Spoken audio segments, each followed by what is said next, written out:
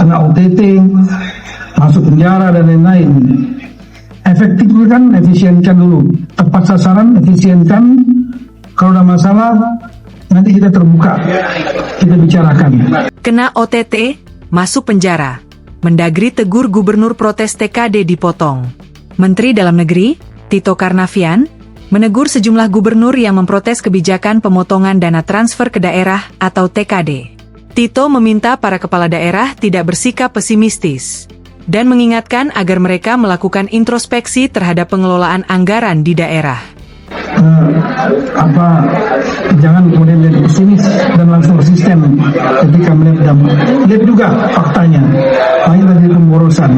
Lihat juga faktanya, banyak juga yang terjadi tidak efisien dan kemudian akhirnya jadi masalah hukum.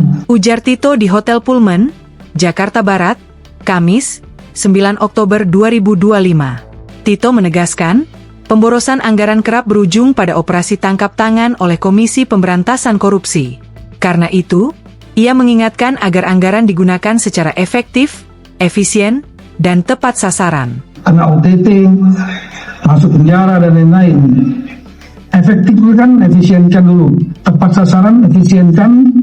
Kalau ada masalah, nanti kita terbuka, kita bicarakan. Tambah Tito. Menurut Tito, Menteri Keuangan Purbaya Yudi Sadewa telah meminta agar para gubernur melakukan exercise atau simulasi anggaran terlebih dahulu setelah TKD dipangkas. Nantinya, pemerintah akan mencarikan solusi bagi daerah yang benar-benar kesulitan. Termasuk sudah ketemu Pak Purbaya juga menyampaikan exercise dulu, silakan, nanti kita lihat daerah yang betul-betul kesulitan. Ujar Tito. Sebelumnya, sejumlah gubernur dari berbagai provinsi menemui Menteri Keuangan Purbaya Yudi Sadewa di Jakarta, Selasa, 7 Oktober 2025. Pertemuan ini difasilitasi oleh Asosiasi Pemerintah Provinsi Seluruh Indonesia, APPSI, sebagai bentuk protes atas kebijakan pemotongan anggaran TKD. Diketahui, pemerintah menambah alokasi TKD dalam APBN 2026 sebesar Rp43 triliun menjadi Rp693 triliun dari sebelumnya Rp649 triliun. Namun, jumlah ini masih lebih kecil dibandingkan TKD pada APBN 2025, yang mencapai Rp919 triliun.